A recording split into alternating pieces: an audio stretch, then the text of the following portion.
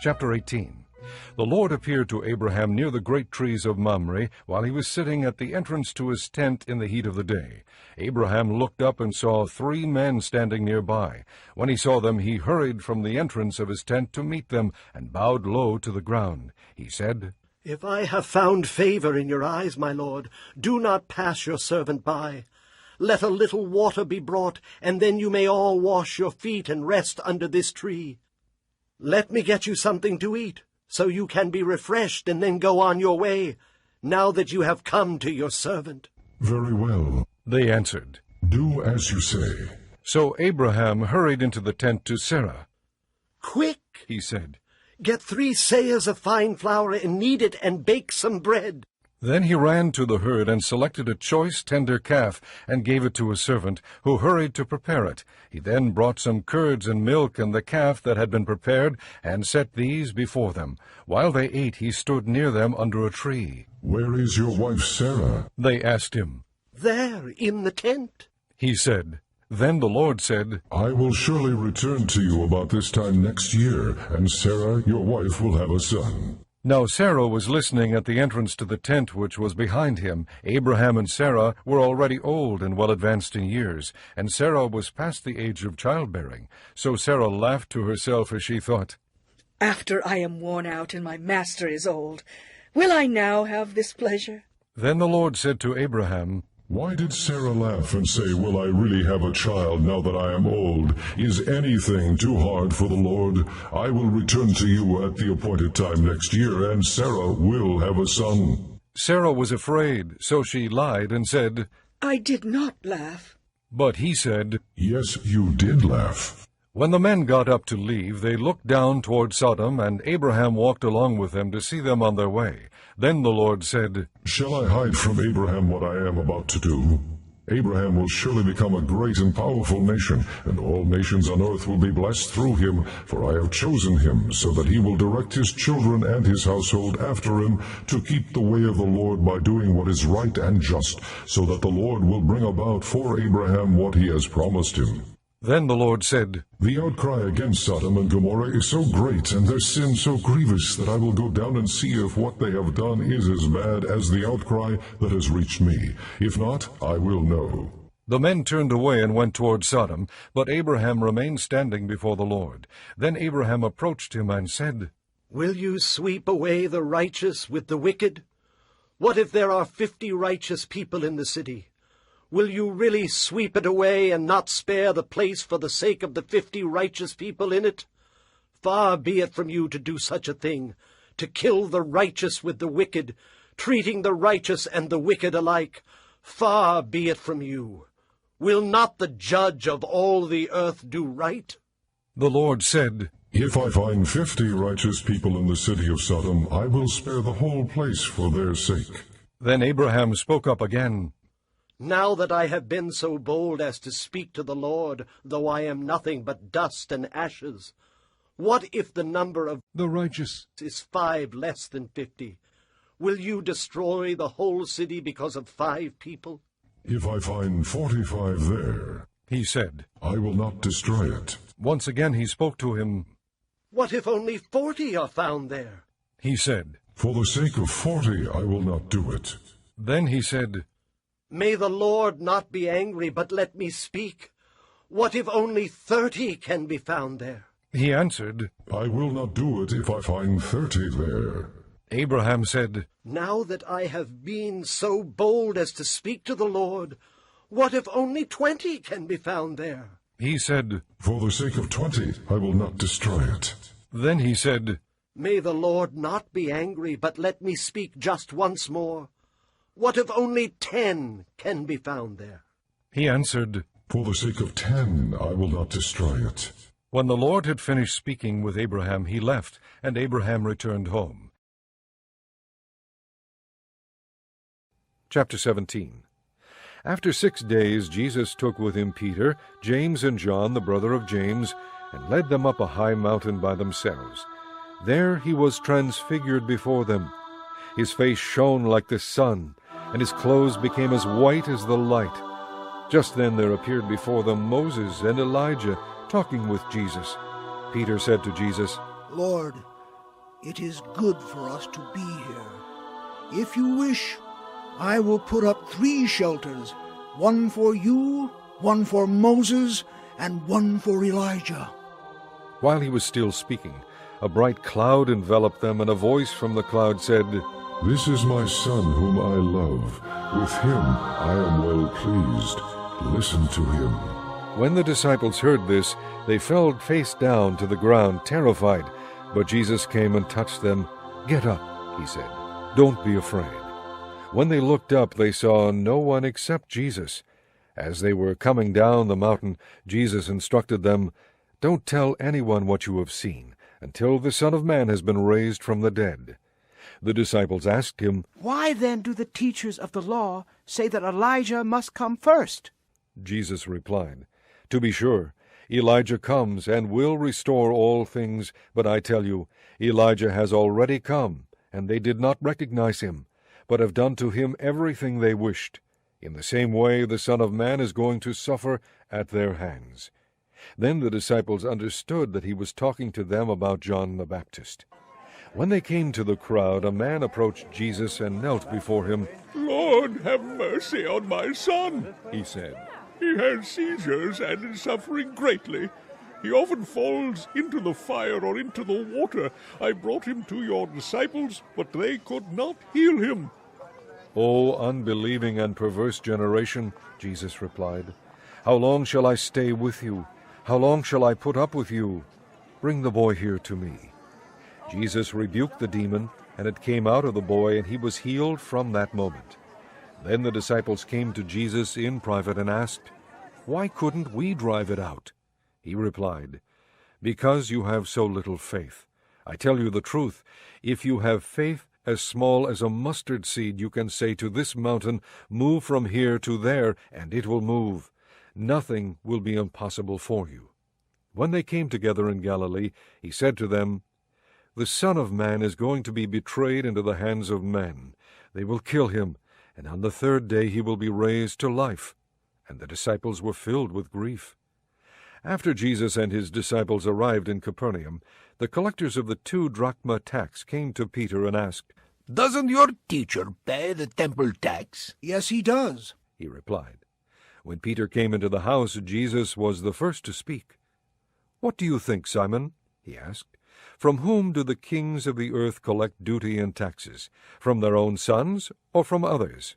"From others." Peter answered. "Then the sons are exempt," Jesus said to him. "But so that we may not offend them, go to the lake and throw out your line. Take the first fish you catch, open its mouth, and you will find a 4 drachma coin. Take it and give it to them for my tax and yours." Chapter 7. After the wall had been rebuilt, and I had set the doors in place, the gatekeepers and the singers and the Levites were appointed. I put in charge of Jerusalem my brother Hanani, along with Hananiah, the commander of the citadel, because he was a man of integrity and feared God more than most men do. I said to them, "The gates of Jerusalem are not to be opened until the sun is hot. While the gatekeepers are still on duty, have them shut the doors and bar them. Also appoint residents of Jerusalem as guards, some at their post, and some near their own houses." Now the city was large and spacious, but there were few people in it, and the houses had not yet been rebuilt. So my God put it into my heart to assemble the nobles, the officials, and the common people for registration by families. I found the genealogical record of those who had been the first to return. This is what I found written there. These are the people of the province who came up from the captivity of the exiles, whom Nebuchadnezzar king of Babylon had taken captive. They returned to Jerusalem and Judah, each to his own town, in company with Zerubbabel, Jeshua, Nehemiah, Azariah, Raamiah, Nehemani, Mordecai, Bilshan, Mispereth, Bigvai, Nehum, and Baana. The list of the men of Israel, the descendants of Parosh, 2,172, of Shephatiah, 372, of Ara, 652, of Pahath Moab, through the line of Jeshua and Joab, 2,818, of Elam, 1,254, of Zatu, 845, of Zakkai, 760, of Benui, 648, of Bebai, 628, of Azgad, 2,322, of Adonikam, 667, of Bigvai, 2,067, of Adin, 655, of Ater, through Hezekiah, 98, of Hashum, 328, of Bezai, 324, of Harif, 112, of Gibeon, 95. The men of Bethlehem and Netophah, 188, of Anathoth, 128, of Beth Azmaveth, 42, of Kiriath Jearim, Kipharah, and Beeroth, 743, of Ramah and Geba, 621, of Michmash, 122, of Bethel and Ai, 123, of the other Nebo, 52, of the other Elam, 1,254, of 320, of Jericho, 345, of Lod, Hadid, and Ono, 721, of Senaa, 3,930. The priests, the descendants of Jedaiah, through the family of Jeshua, 973, of Immer, 1,052, of Pashur, 1,247, of Harim, 1,017. The Levites, the descendants of Jeshua, through Kadmiel, through the line of Hodaviah, 74. The singers, the descendants of Asaph, 148. The gatekeepers, the descendants of Shallum, Ater, Talmon, Akub, Hatita, and Shobai, 138. The temple servants, the descendants of Ziha, Hasufa, Tabaoth, Keros, Zia, Padon, Labana, Hagaba, Shalmai, Hanan, Gidel, Gahar, Reaiah, Rezin, Nekoda, Gazam, Uza, Pasea, Besai, Meonim, Nephusim, Babuk, Akufa, Harhur, Bazluth, Mehida, Harsha, Barkos, Sisera, Tema, Neziah, and Hatifa. The descendants of the servants of Solomon, the descendants of Sotai, Sophereth, Perida, Jaala, Darkon, Gidel, Shephatiah, Hatil, Pokereth, Hazabaim, and Ammon. The temple servants, and the descendants of the servants of Solomon, 392. The following came up from the towns of Tel Melah, Tel Harsha, Karub, Adon, and Immer, but they could not show that their families were descended from Israel, the descendants of Delaiah, Tobiah, and Nekoda, 642. And from among the priests, the descendants of Hobaiah, Hakkoz, and Barzillai, a man who had married a daughter of Barzillai the Gileadite, and was called by that name. These searched for their family records, but they could not find them, and so were excluded from the priesthood as unclean. The governor therefore ordered them not to eat any of the most sacred food until there should be a priest ministering with the Urim and Thummim. The whole company numbered 42,360, besides their 7,337 men servants and maid servants, and they also had 245 men and women singers. There were 736 horses, 245 mules, 435 camels, and 6,720 donkeys. Some of the heads of the families contributed to the work. The governor gave to the treasury 1,000 drachmas of gold, 50 bowls, and 530 garments for priests. Some of the heads of the families gave to the treasury for the work 20,000 drachmas of gold and 2,200 minas of silver. The total given by the rest of the people was 20,000 drachmas of gold, 2,000 minas of silver, and 67 garments for priests. The priests, the Levites, the gatekeepers, the singers, and the temple servants, along with certain of the people and the rest of the Israelites, settled in their own towns. When the 7th month came, and the Israelites had settled in their towns. Chapter 17. When they had passed through Amphipolis and Apollonia, they came to Thessalonica, where there was a Jewish synagogue. As his custom was, Paul went into the synagogue, and on 3 Sabbath days he reasoned with them from the Scriptures, explaining and proving that the Christ had to suffer and rise from the dead. "This Jesus I am proclaiming to you is the Christ," he said. Some of the Jews were persuaded and joined Paul and Silas, as did a large number of God-fearing Greeks, and not a few prominent women. But the Jews were jealous, so they rounded up some bad characters from the marketplace, formed a mob, and started a riot in the city. They rushed to Jason's house in search of Paul and Silas in order to bring them out to the crowd. But when they did not find them, they dragged Jason and some other brothers before the city officials, shouting, "These men who have caused trouble all over the world have now come here, and Jason has welcomed them into his house. They're all defying Caesar's decrees, saying that there is another king, one called Jesus." When they heard this, the crowd and the city officials were thrown into turmoil. Then they made Jason and the others post bond and let them go. As soon as it was night, the brothers sent Paul and Silas away to Berea. On arriving there, they went to the Jewish synagogue. Now the Bereans were of more noble character than the Thessalonians, for they received the message with great eagerness, and examined the Scriptures every day to see if what Paul said was true. Many of the Jews believed, as did also a number of prominent Greek women and many Greek men. When the Jews in Thessalonica learned that Paul was preaching the word of God at Berea, they went there too, agitating the crowds and stirring them up. The brothers immediately sent Paul to the coast, but Silas and Timothy stayed at Berea. The men who escorted Paul brought him to Athens, and then left with instructions for Silas and Timothy to join him as soon as possible. While Paul was waiting for them in Athens, he was greatly distressed to see that the city was full of idols. So he reasoned in the synagogue with the Jews and the God-fearing Greeks, as well as in the marketplace day by day with those who happened to be there. A group of Epicurean and Stoic philosophers began to dispute with him.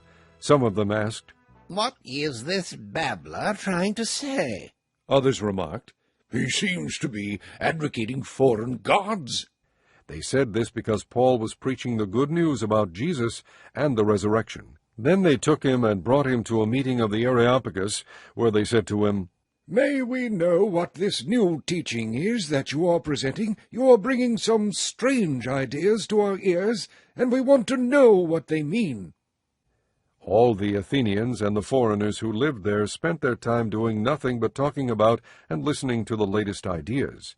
Paul then stood up in the meeting of the Areopagus and said, "Men of Athens, I see that in every way you are very religious.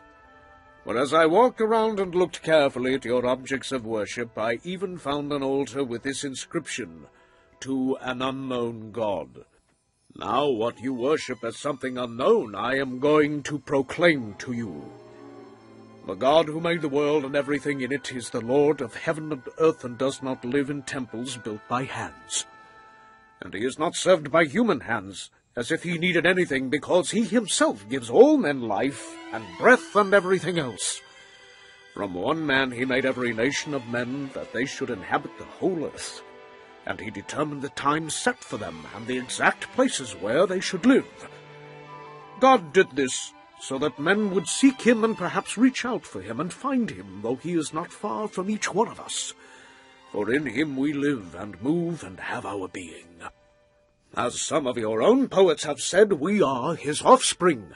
Therefore, since we are God's offspring, we should not think that the divine being is like gold or silver or stone, an image made by man's design and skill. In the past, God overlooked such ignorance, but now he commands all people everywhere to repent. For he has set a day when he will judge the world with justice by the man he has appointed. He has given proof of this to all men by raising him from the dead." When they heard about the resurrection of the dead, some of them sneered, but others said, "We want to hear you again on this subject." At that, Paul left the council. A few men became followers of Paul and believed. Among them was Dionysius, a member of the Areopagus, also a woman named Damaris, and a number of others.